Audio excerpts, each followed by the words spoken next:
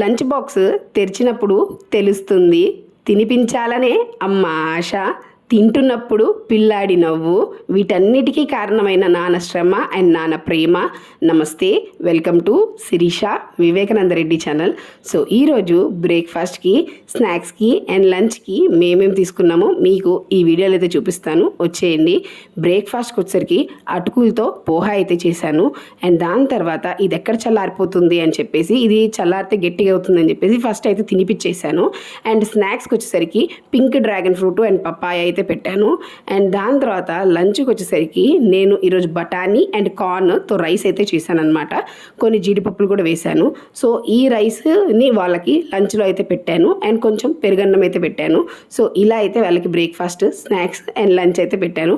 మీకు నచ్చుతుంటే please like, share and subscribe my channel Sirisha Vivekananda Reddy. And thank you for watching.